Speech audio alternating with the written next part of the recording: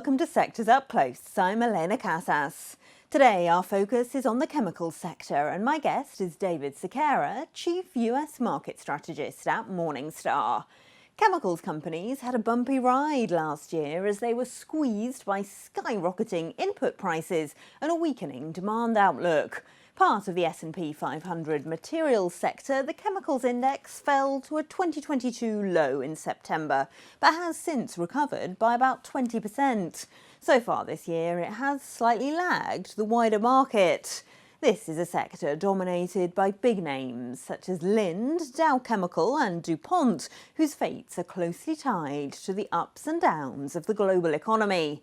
But that may represent an opportunity. As Morningstar points out, specialty chemical stocks outperformed after the market bottomed in March 2020 and outperformed in 2009 following the global financial crisis.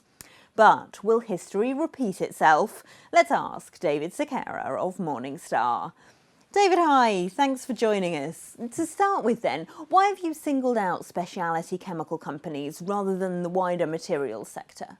Well, we see a lot of favorable dynamics, specifically for that specialty chemical sector. So first of all, just due to the nature of the research and the intellectual property that goes into specialty chemicals, we do find a number of companies in the sector do have an economic moat, built around things like switching costs, intangible assets, and cost advantages.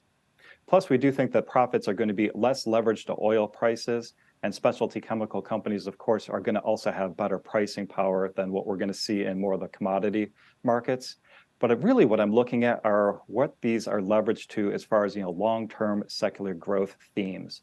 So first, I would note that we do expect to see increased demand and usage in just semiconductors used broadly across many different types of products. But then we're also looking for a transition to plastics from metals. So think about high-strength plastics that can be used in order to replace metal products, which of course is then able to use a lighter weight product, and that helps things like the auto industry, where that lighter weight can increase gas mileage as well as EV range. You did say that in your notes that they're heavily discounted at the moment, but why do you see them as so cheap? Well, I think the market is focused just too much here on the near term. So again, we are looking for weak economic growth here in the United States, for the first half of this year before it starts to rebound. And even the rebound in the second half of the year probably won't necessarily be that strong. But when we use a discounted cash flow model and we think about the true intrinsic value of the free cash flow of this stream, these companies will stream over their lifetime. We do think that the market isn't giving enough value to these companies for when they do rebound in the future. Let's drill down then into some of these individual chemical companies. You sent us some picks, including Celanese and DuPont. Why?